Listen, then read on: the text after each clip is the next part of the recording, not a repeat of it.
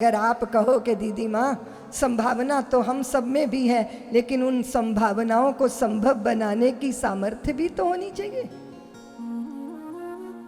संभावना तो सब में ही है। तुलसीदास जी में क्या विकार कम थे, वो तो स्वयं कहते हैं।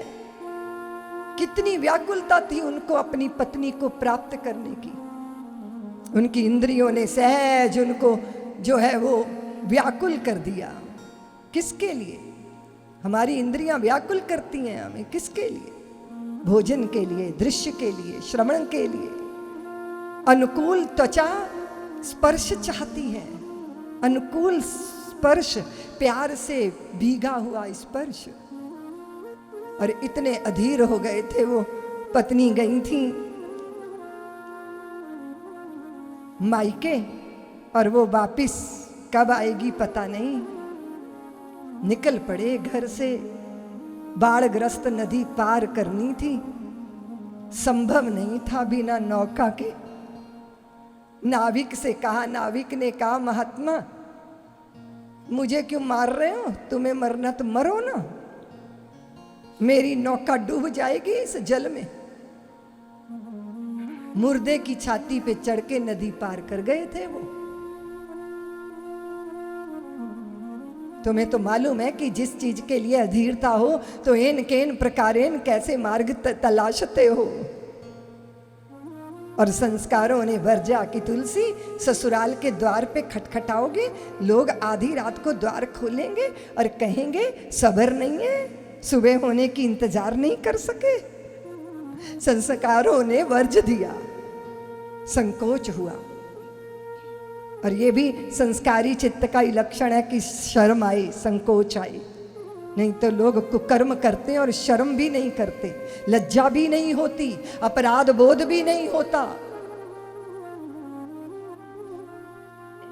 तो पिछवाड़े चले गए। और इतना लंबा नागराज लटक रहा था मुंडेर से, उसको पकड़ के चढ़ गए ऊपर। भय नहीं है। और जब पत्नी ने देखा तो आश्चर्यचकित हो गई।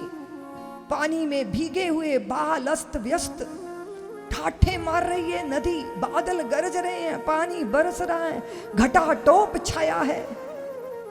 आश्चर्य में डूब गई। ऊपर कैसे चढ़ाए? सीढ़ी तो है नहीं। मुंडेर से लटकता सर्प देखा, आश्चर्य से नेत्र विस्फारित हो गए, आंखें फटी रह गईं, आश्चर्य में डूब गई आश्चर्य में।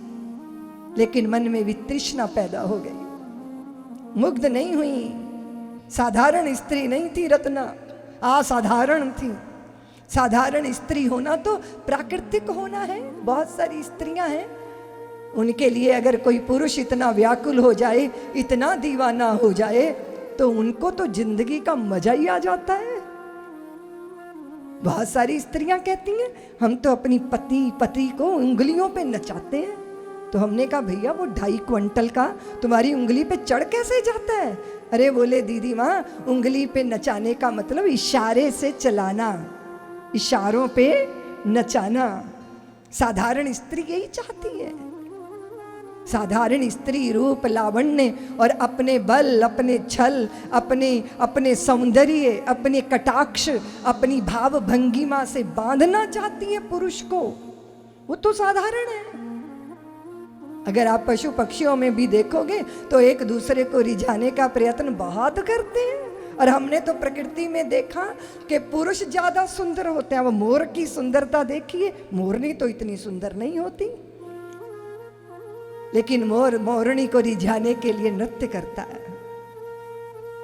एक दूसरे को पाने के लिए, एक दूसरे को रिझाने के लिए। प्राकृतिक है, स्वाभाविक है ये। लेकिन रत्ना साधारण स्त्री नहीं थी, असाधारण स्त्री थी वो। उन्होंने देखा इतना साहस, इतना बल, इतनी निर्भयता, इतना अभय भाव और इतना बड़ा साहस। और जब इतनी बड़ी सामर्थ्य हो तो फिर वो साधारण चीज के लिए समर्पित नहीं होनी चाहिए, वो तो महत्व के लिए अर्पित होनी चाहिए। रत्ना ने भुजाएं फैलाकर बांधा नहीं बाहों में, फटकार लगाई। ऐसी चोट मारी शब्द की कि अंदर से तिल मिला गए तुलसीदास, अंदर से व्याकुल हो गए। यदि चातक के मुख में बादल बरसा देता स्वाति का जल, तो अतीत में ही खो जाता चातक का इतिहास। अगर बुझ जाती प्रेम पिपास, अभिलाषाओं के समक्ष यदि विवशताओं का नृत्य न होता, और अगर विवशताओं पर भी निष्ठुरता का अधिपत्य न होता, तो कामना दीन हो जाती, साधन युक्तिहीन हो जाती, हे सफलताओं तक ही रह जाता ये विश्वास अगर बुझ जाती प्रेम पिपास। छोटी सी बात, छोटी सी उपलब्धि। अभी तो कार चाहिए, फिर बड़ी कार चाहिए। अभी तो आश्रम छोटा है, थोड़ा बड़ा चाहिए। अभी तो एक ही जिले के लोग जानते हैं, जरा 10 जिले के लोग जाने। अभी तो एक ही प्रांत में धाक मची है, सारी दुनिया जाने।